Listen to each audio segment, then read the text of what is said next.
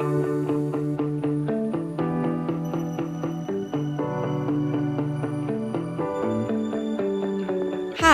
I'm Colleen. Emily is not able to be here right now, but we are the CSisters. And on this episode, we will be hearing from Ann Marie about her testimony of how we met, who we met with, and just her journey that she has had. So good morning, Ann Marie. Good morning, Colleen. So I think first what we need to do is we just need to see how you met me. Okay, so I had been a missionary in the past and had met a pastor, Tim, and he had some prayer warriors that he wanted me to meet, and so he introduced me to Don Thomas.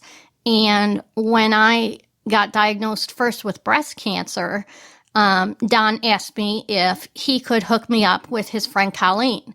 And interestingly enough, I thought that she was some little old lady, and I just humored him. Little did I know that Colleen would become my sister and one of my very best friends. Yeah, it kind of turned out that way, didn't it? It did. We didn't mean for it to turn out that way. I mean, at first I was just ministering to you. You were going through a really difficult time, and Dawn's like, hey, I have somebody who's struggling right now, and you've had such a great testimony. You need to speak with her. So I didn't even know. I thought you were an old lady too. Because I was just like, of course, he's going to have me talk to another old lady. And I was like, whatever. Hey, if I can help somebody, I can help somebody. So whatever. God sends people of all different ages and all different styles. So let it be. And then we just started talking and just supporting each other. And I feel that that relationship really started to grow. Not after, like, the breast cancer itself. So, like, we already know a little bit of that story, but why don't you tell us, like, just after that and how that happened? Okay, so I was 42 years old in 2023, and I had gone for my first mammogram. And when I went, they found a mass in my breast. And because I was so young, they also tested me for the cancer mutation gene, the BRCA2. And I ended up being BRCA2 positive. So instead of the lumpectomy that the doctor thought I would have, I had to have a double mastectomy in order to get rid of the cancer. And then I also had to have a hysterectomy to make sure that I did not get ovary cancer because of the BRCA2 positive gene. Mm-hmm. And what happened from there? From that point on, I was NED, no evidence of disease, and I was doing okay. And I was okay for a couple of years until my pancreatic cancer showed up. And tell us how that story all entailed. You were like sick for a few days, or was it a week or so? Actually, I was in June of 25. For 2 weeks, I was very sick. I couldn't keep any food or fluids down, and I was puking uncontrollably, but at the time, I was going through some very serious stress situations, and so I just reasoned it away. But then in September of 2025, I thought I had the flu because I was sick in bed for over 2 weeks, and I, again, was severely dehydrated, couldn't eat, I couldn't lay down, and I had horrible abdominal pain. At the time, again, I tried to reason it away and just think I had the flu. And thank God for you, Colleen, because if it wasn't for you, I would have been dead because you were the one that got me to go to the emergency room.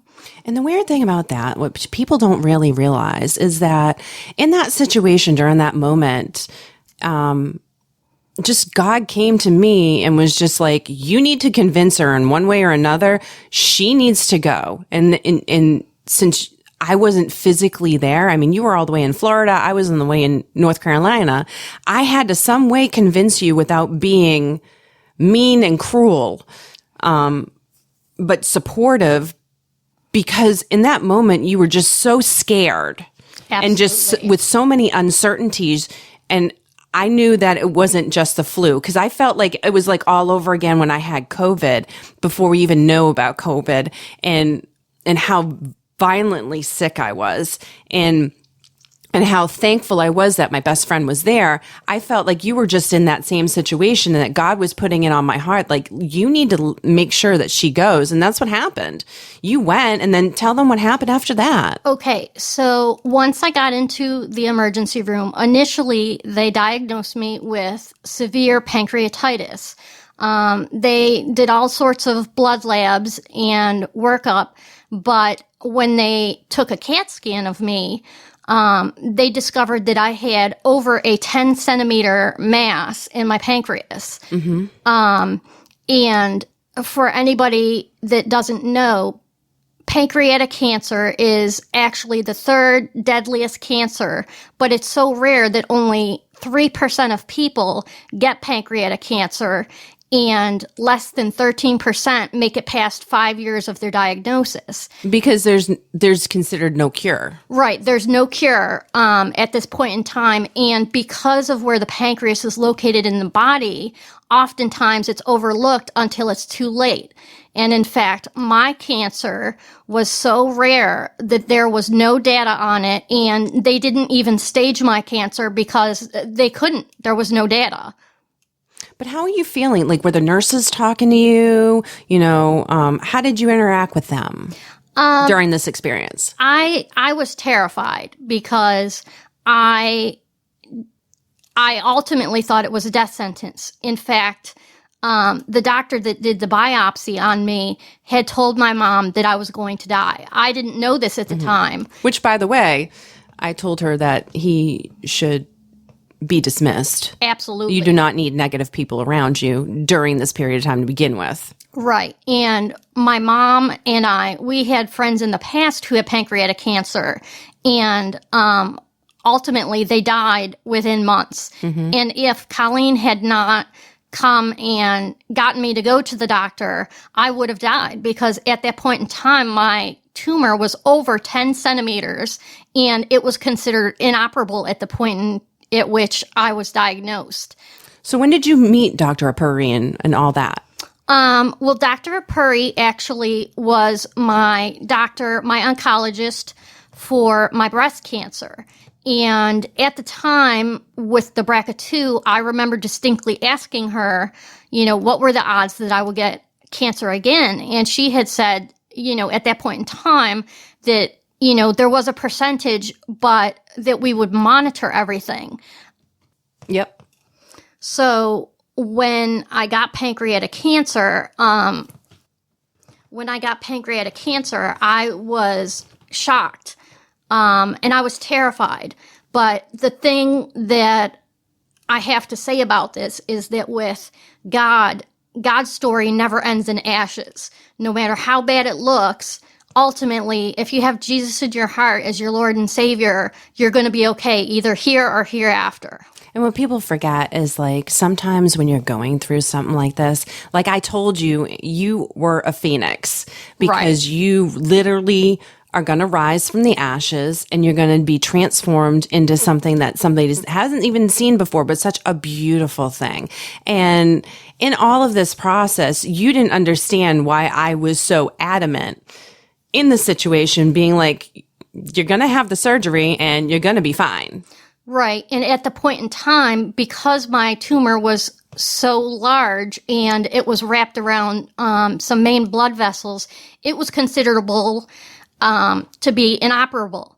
And so I actually had to go through the most potent chemo. When I would go through chemo, I had chemo all day, every other week, and then I would go home for 2 days and have chemo at home. And so because it was so severe, I had every side effect that you could possibly have. And I honestly, I didn't think I was going to make it. But Colleen continued to press me that I was going to live, even though the doctor that did the biopsy said I was going to die. My pancreatic support group, everybody was dying off, who had got diagnosed after me. And so my prognosis was not very good. It was only because of God that I survived. Yeah. And you started to increase in believing in yourself as you went along. And I think that doubt that you had at the beginning when all of this started, you started to believe in yourself and get stronger and stronger and stronger. And tell that part when you had that reaction. Okay. So I was taking my chemo like any other day, and chemo went fine.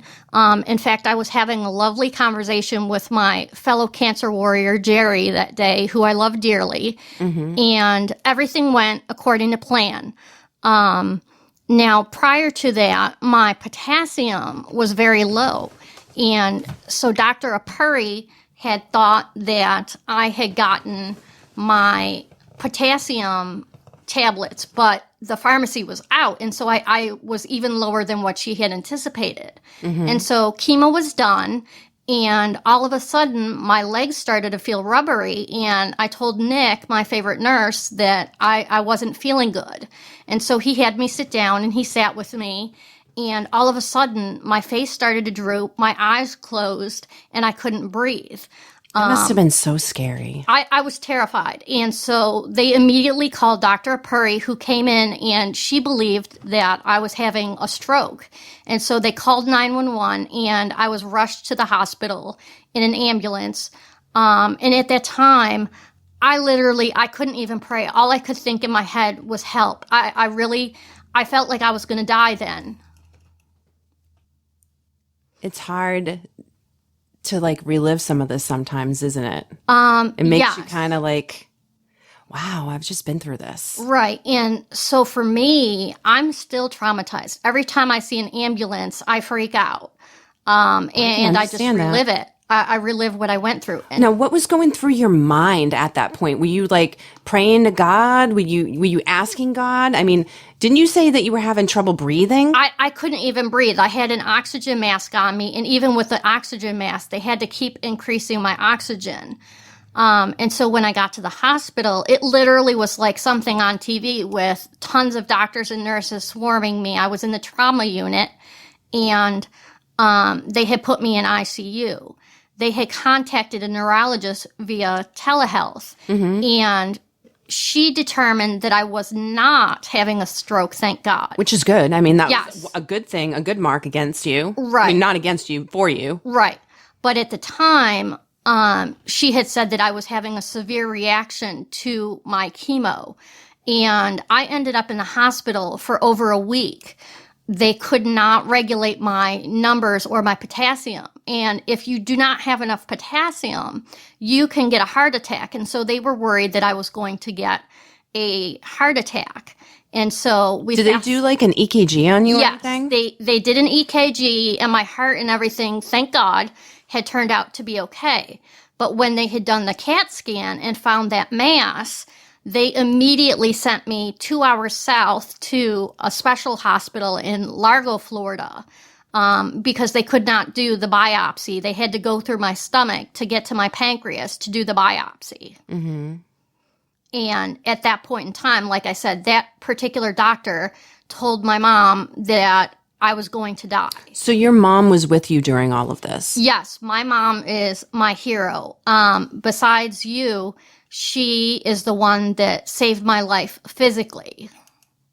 She really is a godsend. She is. Even going through everything that she went through herself, even during this time, she was such a rock for you. Yes, and an inspiration. And honestly, when I found out I had the pancreatic cancer, and I thought I was going to die, I didn't fight for myself. I fought for my mom because she and I are all we have, a family. And so even though I knew that if I died, I was going to heaven and I'd be okay, I didn't want to leave my mom. And so I fought as hard as I could for her. She was my inspiration.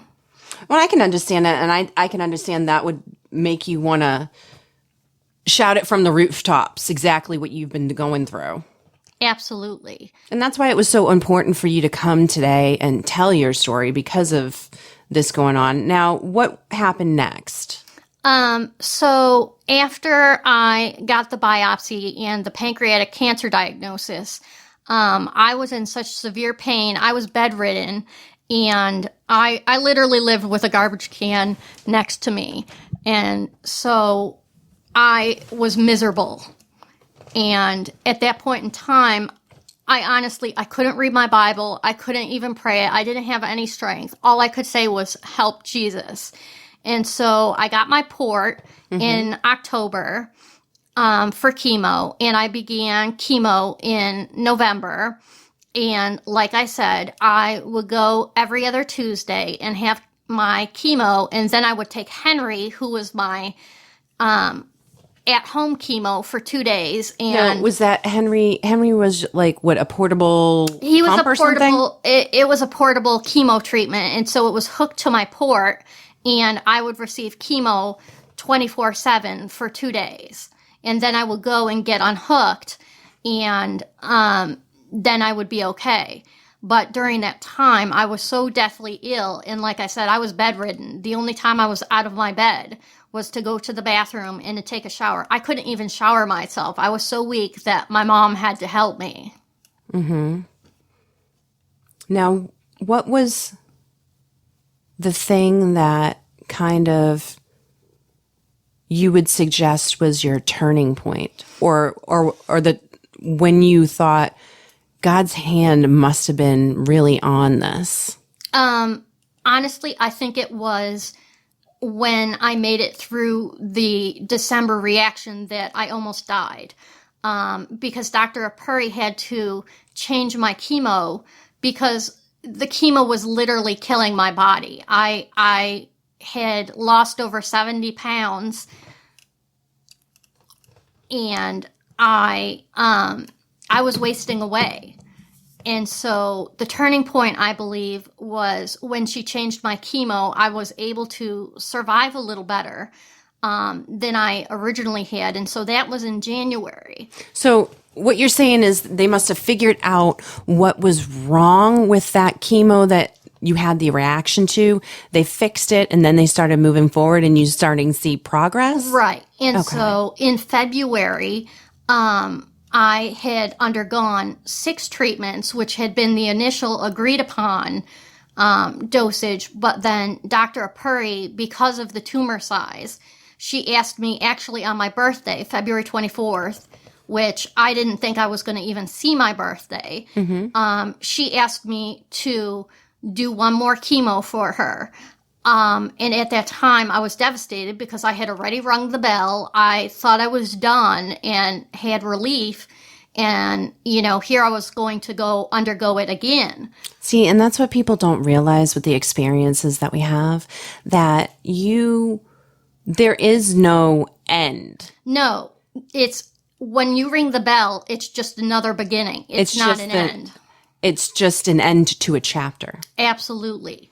And so on the 24th of February, I had my last chemo, and it was my birthday. And like I said, I can't say enough about Dr. Apuri and Nick and my entire team at Florida Cancer Specialists. They even bought me a surprise birthday cake and a half a dozen roses on my birthday because they knew I was going through hell. And that's the thing, is what people don't understand while we're going through this, how important having a support group is, and how much not just the patient needs that, but the supporting staff around need that. So we always love upon our nurses and our doctors as well, but we didn't realize what kind of personal impact we could have on people. Kind of like when they talk about planting seeds, and how Jesus talks about sowing seeds, and how some of them we get to plant and actually see grow and water, and some of them we just are sitting there and just not understanding,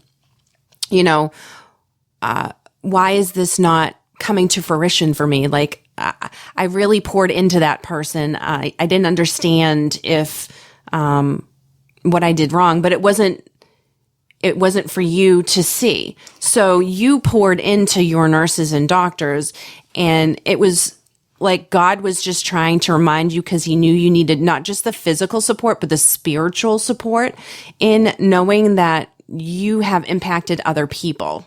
Right. And I would never have volunteered for this to happen to me, but I would say, while I was at chemo, I actually would look forward to chemo every other week because Nick and the rest of the crew had become part of my family. And Jerry, my chemo buddy, I would look forward to seeing her. And I met so many amazing people that I would have never met had I not had pancreatic cancer. So after this treatment, they realized that the cancer was no longer attached to that major vein that they were worried about, right? Actually, no. What happened initially was in February, Dr. Apuri had reached out to Dr. Childers at Moffitt Cancer Center, which is the #1 cancer hospital in the Southeast. And Dr. Childers, even though the tumor was initially inoperable, she specializes in just pancreatic and liver cancer. And so she and Dr. Apuri had talked, and they agreed that in addition to the 7 treatments I received for chemo, that they would try doing a specialized radiation therapy down at Moffitt. And so in the first week of March, I went down to Moffitt and stayed the week there. But of course, as my journey was, it was not cut and straightforward. What ended up happening was my potassium was so low, they were so afraid I was going to get a heart attack. After my first treatment, I was admitted into Moffitt's ICU urgent care unit, and I had to stay there the entire week while I was getting my radiation therapy. So what happened after that?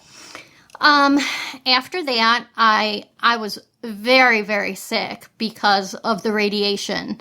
And I had Dr. Childers, she scheduled my surgery for April 23rd. And at the time, she was feeling confident that she could do the surgery. However, there were so many unknowns because with the surgery, it would require both her and her partner on a 10-hour surgery. And there was no guarantee that I was going to make it through because I was so weak from everything I had been through. And the initial surgery was supposed to be taking out the tumor, most of my pancreas, my entire spleen, part of my intestines, part of my stomach, and part of my liver.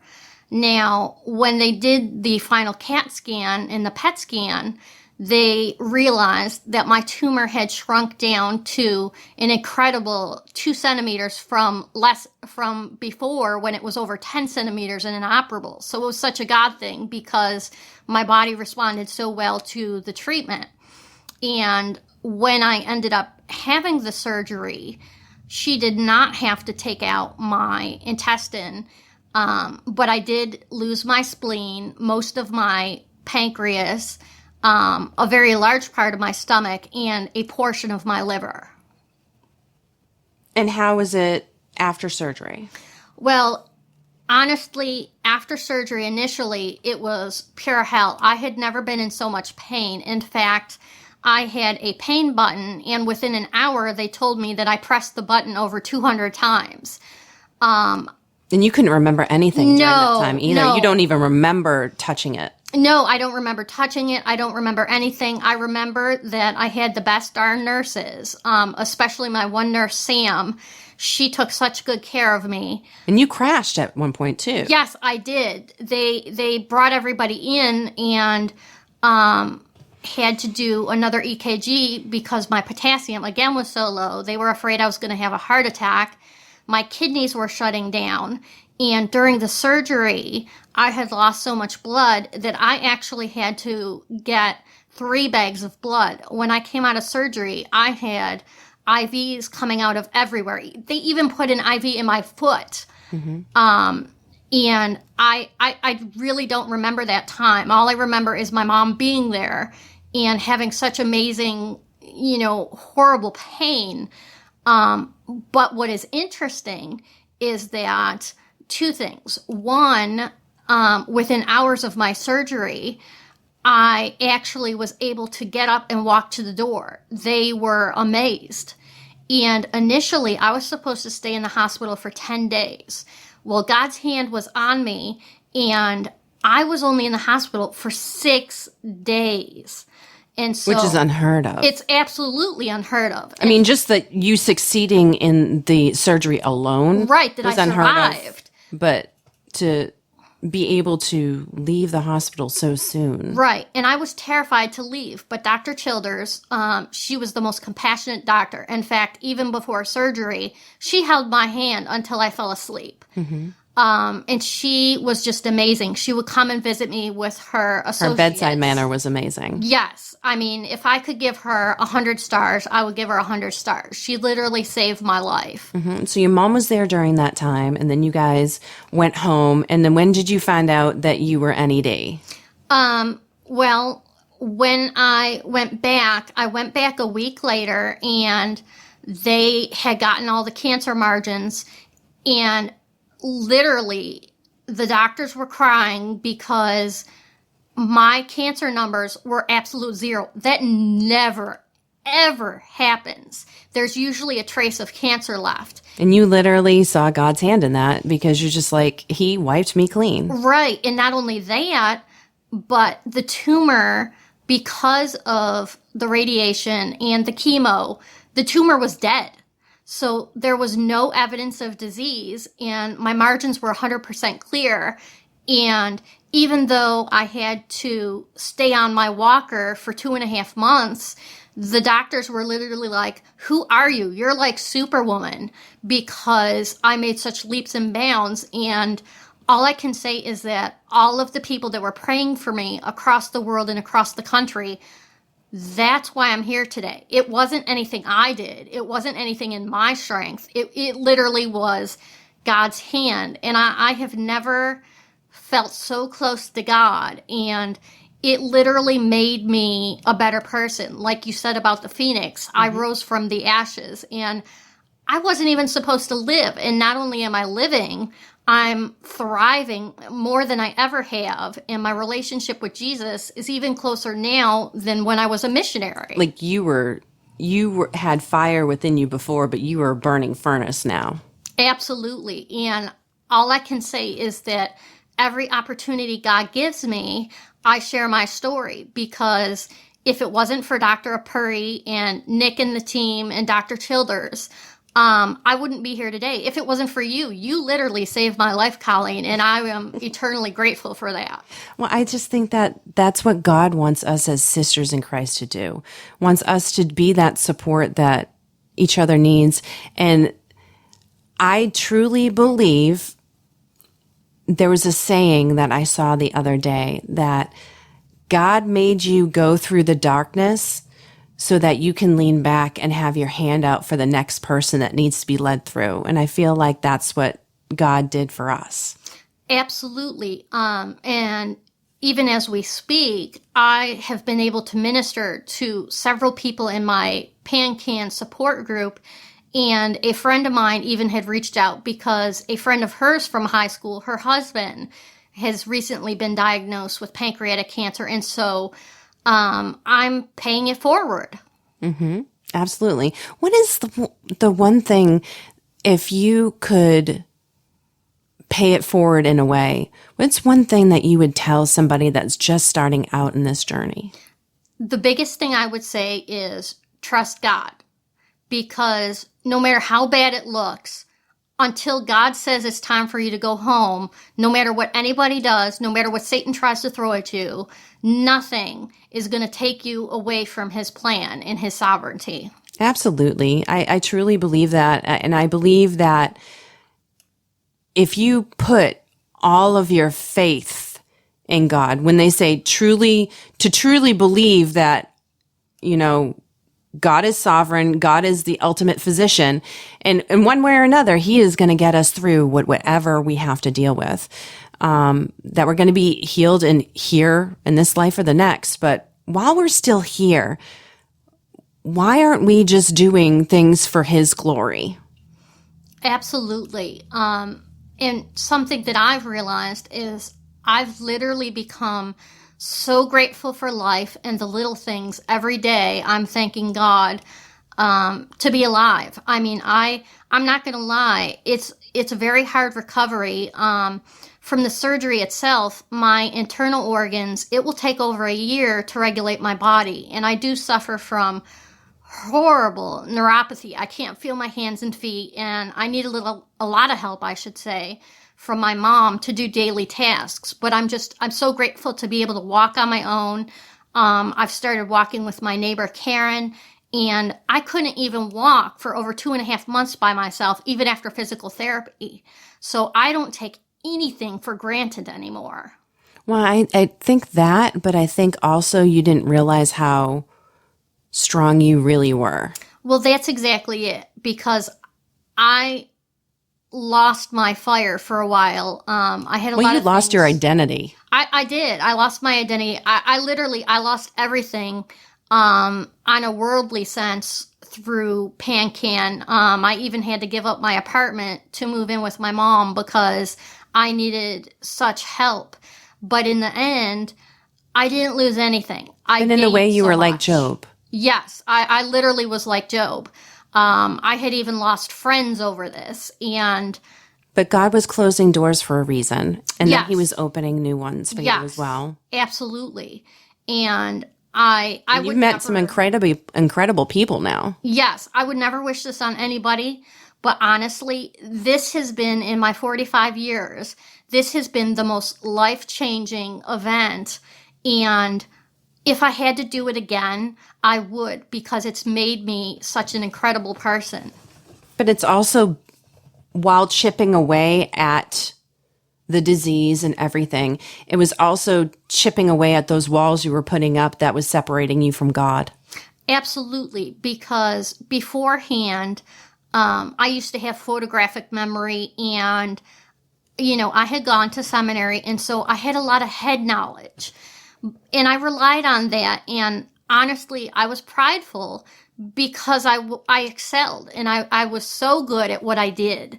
But I hadn't fully released my life to God at the time.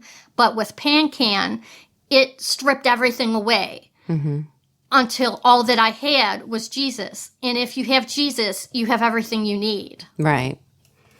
So, I mean, I guess to wrap all this up, it was just an amazing journey for you that we can't wait to hear what your next chapter unfolds and what it shows. I'm excited because I struggled with knowing what my purpose is, but my purpose is to glorify God and what he did and to continue sharing what an amazing journey I've been on with PanCan. And I'm so grateful for Dr. Apuri and Dr. Childers and Nick and the crew and my very good friend Jerry, because all of them helped me every Tuesday, every way along the way. When I wanted to give up, I didn't give up because they believed in me and they were there for my mom as well. And I think that this was also a great thing because you're able to provide information and resources that other people didn't know were out there. Right. And now there are new developments with a vaccine and with a new drug. And so. And the MRI. MRI, yes, and sound waves. And I just had you start red light therapy. Yes, and that was awesome. And so even though pancreatic cancer is the third leading death, there is hope. If you have Jesus, that's all you need. Mm-hmm. That's absolutely true. And so to wrap all this up, next time on the CSisters, we'll be interviewing Amanda Grantham and her amazing testimony. So come hear more of our podcast on Spotify, Apple, and YouTube. And don't forget to like, share, and subscribe. And don't forget, even in the roughest waves, we know who calms the waters. We will see you next time on the CSisters.